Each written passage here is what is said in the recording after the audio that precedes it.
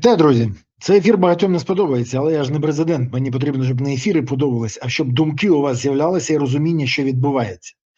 Спочатку новина. У Львові 25-річний злодій вдарив ножем військовослужбовця ТЦК під час проведення заходів з оповіщення. Поранений помер у кареті швидкої, а в нападника вистрілив поліціян двічі і поранив його в ногу. Дивіться, що зробив наш верховний головнокомандуючий.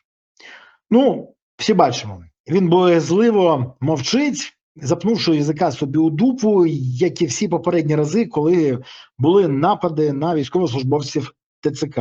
До речі, коли військовослужбовці ТЦК порушують закон, він так само мовчить. Він мовчить постійно. Бо якщо він стане на бік когось, то втратить голоси іншої сторони. Він рейтингозалежний. Він живе рейтингами.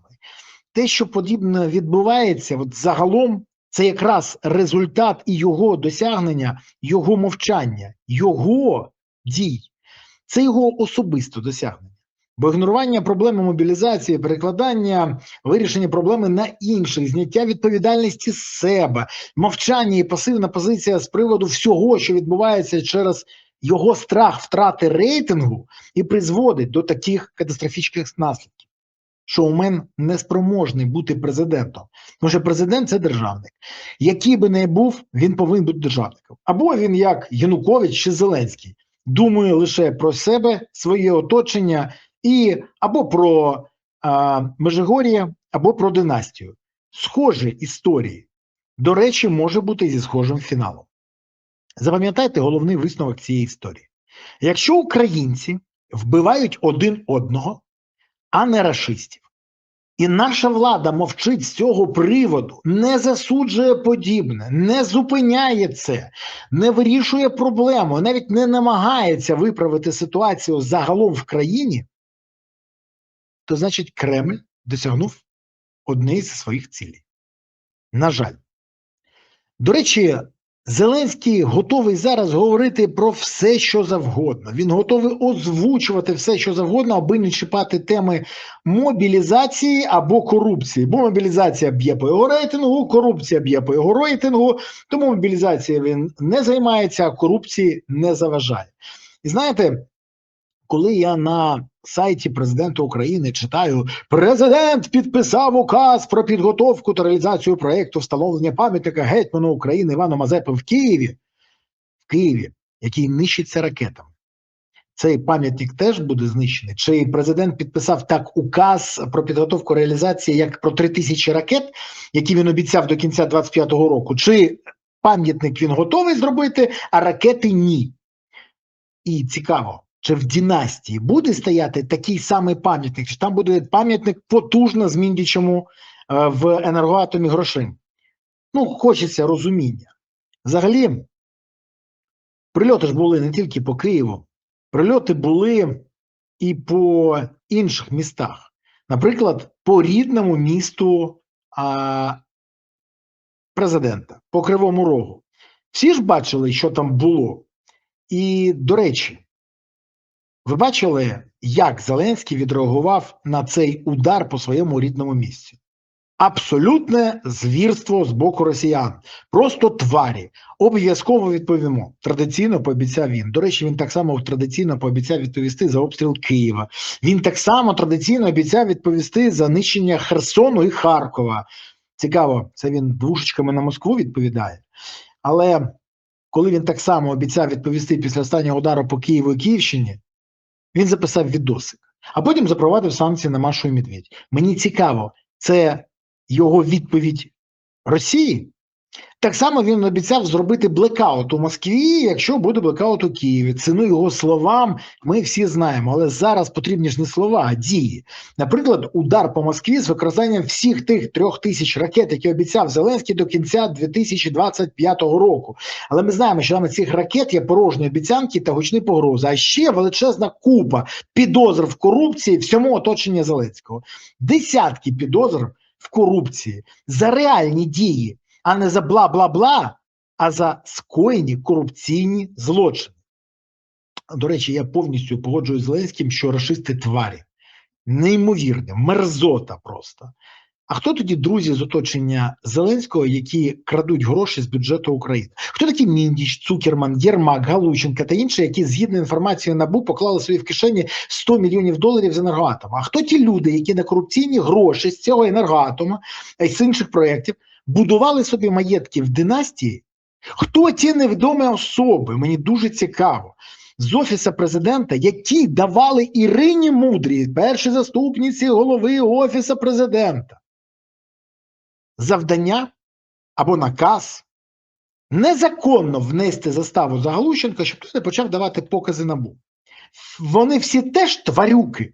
Мені хочеться почути це від Зеленського. Бо коли він каже, що Міндіч покидьок як злочинець, а потім ми дізнаємося, що він телефонує Міндіч, першої заступниці голови Офісу Президента Ірини Мудрій, то розуміємо, що це зроблено з погодження з Зеленським. То трендіти на камеру можна одне, а реально геть інше. Дуже хочеться почути з цього приводу думку Зеленського. Всі вони тварюки чи ні? Чи говорити він буде одне, а робити геть інше? Бо за ті ж самі 100 мільйонів доларів, крадених з енергоатома, можна було купити ППО для Кривого Рогу. І тоді б не було цих страшних жертв російської атаки. А там дійсно страшна історія. Більше, ніж 130 поранених. Є в важкому стані. Діти. Величезна кількість загиблих. Це страшна історія. Але Зеленський боязливо мовчить про все це, як і про те, хто такий Вова, для якого будують дім в династії біля будинку Єрмака, Міндіча і Чернишова. До речі, так само він мовчить і про хто ж ті особи, які дали команду Мудрій. Так само він мовчить і про все інше. Робить мовчки і нічого не каже. Зеленський така сама тварюка, якщо мовчить.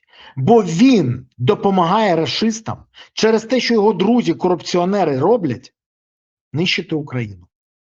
І він знає про це. Знає. Нам не потрібні гучні погрози рашистам, нам потрібна помста. Ви можете мене засуджувати, але я вважаю, що помста повинна бути така ж сама. Пам'ятаєте, як росіяни нищили драмтеатри в Маріуполі та Чернігові? Я вважаю, що якщо влучать українські дрони або ракети по, наприклад, Державному академічному Большому театру Росії у Москві, особливо під час саме Лебединого озера, то це буде нормальна відповідь. Нормальна. Але Зеленський може тільки казати. Робити він не може. Я дуже хочу, щоб рашисти відчули все те, що відчуваємо ми. Це буде чесно, а потім поговоримо про правила війни і про те, як рашисти порушують ці правила без зупинки, як вони вбивають цивільних, як порушують закони війни і скоюють воєнні злочини. До речі, з 13 по 15 лютого 45-го року військово-повітряні сили США та Великобританії здійснили бомбардування Дрездена і майже знищили місто разом з жителями, які просто підтримували Гітлера та нацистів. Так що досвід в історії є. І ще раз, рашисти дійсно тварі. Рашисти дійсно тварюки. Але рашисти ще й не люди, а біосміття. Біосміття треба утилізувати, а не погрожувати йому. Мої співчуття всім, хто втратив близьких або отримав поранення. Але, ще раз кажу, не погрозами треба вирішувати ці проблеми, а діями. Тими діями, які Зеленський неспроможний досягнути. Він не може їх зробити. Просто неспроможний. А якщо він неспроможний, він повинен або передати можливості тим, хто є, або не заважати тим, хто може це зробити. І це головне. І, до речі, час припиняти займатися корупцією, бо корупція вбиває і країну, і людей. Ми це бачимо наочно. Дякую, що дивилися, дякую, що підписалися, поставили вподобайку, прокоментували і поширили відео. Окрема подяка, що не забуваєте підтримувати ЗСУ, донатити на ЗСУ, приєднуйтесь до ЗСУ, допомагайте ЗСУ. Бо ЗСУ – це запорука того, що Україна є майбутнє. Тож гуртуємось навколо потреб ЗСУ, щоб у України було гідне майбутнє. Дякую вам. Па-па.